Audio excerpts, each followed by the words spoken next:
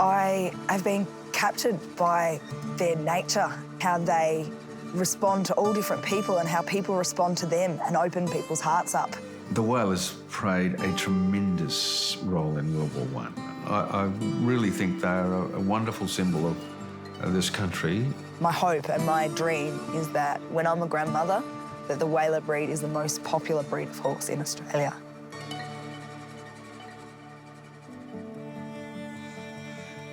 Ed, the budding lead pony, has something in common with Sandy and Blue Gum, future camp drafters. All three also share common ground with Digby, king of the kids, who's learning to become a corporate trainer. The link between these horses is their ancestry.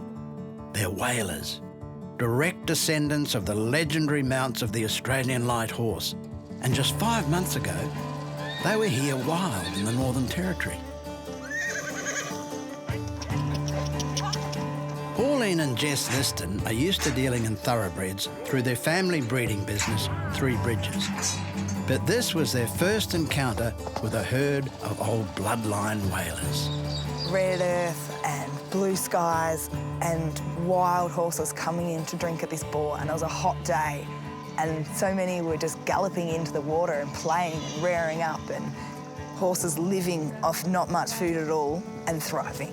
I was so besotted by how resilient they are, and that's what I love about the breed. Just over 100 years ago, ancestors of these animals were living the same way before they joined thousands of young Australians in battle during the First World War. Their efforts in the Middle East alone made an indelible mark in Australia's history. You're facing 4,000 Turks in trenches, nests of machine guns, artillery, and they just barreled through. Those horsemen and their horses go where no one sane would ever go. They were the dominant force in defeating the Turks in World War I. They've done so much for our country, and when I found out there's not many left in the world, I just had this strong desire or urge to do what I can to help the breed. And so the mission began to bring a group of whalers from the Northern Territory to Victoria to be rehomed. The ultimate goal? To spread the message about how loyal and versatile these whalers can be. We spent time going out to cattle yards, meeting different stockmen, meeting as many local people up there to get their ideas. We connected with all the right people, so everyone along the way had the right support and to help them have their best journey that they could. From the dusty red centre to the midwinter of central Victoria. That's mine, Right. A painstaking 2,000 kilometres. No worries. After 3 days, plenty of phone calls and even more frayed nerves, the precious cargo finally completed its journey. We did it. It was scary. Long time getting it. And while the trip had its challenges, the biggest was yet to come. Just a day after arriving, a spooked whaler ran at Pauline and she had nowhere to go. Got cleaned up in the cattle yards. I can't remember, or because I was knocked unconscious, or I didn't see it coming. But I got hit with a horse up against a tree. 3 weeks in hospital, a week in rehab, and still trying to get over it. Pauline's lucky to be alive.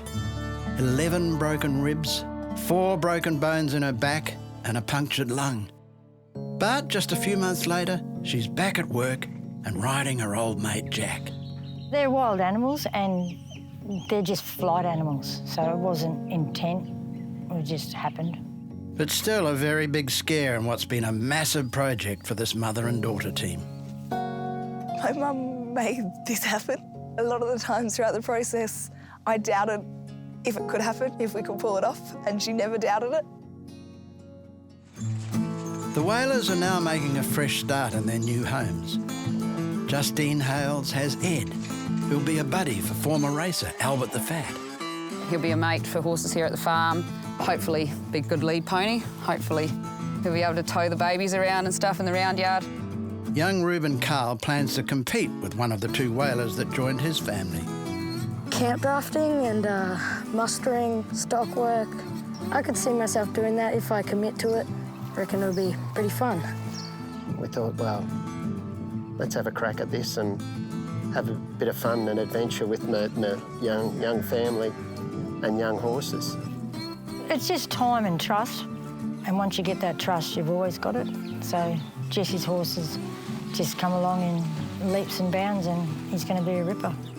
Digby will be part of Jess's horse coaching and leadership business in a rhythm, bringing clients to places like Lansmore Macedon Ranges.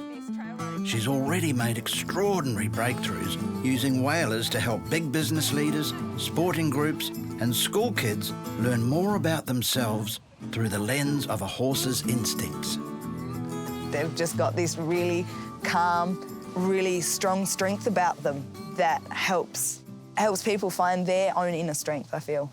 And the original whaler travelling party of 20 is now 21, after Mare Lucy gave birth to little Percy. That genetic line from the 19th century on is being preserved by this action, and I think that's terrific. It's a thread that'll help people comprehend what an important part they played and we played in the Middle East War. They're really versatile, so I hope that people see that and instead of buying their kids a Welsh Mountain pony, they say, we need a whaler for our family.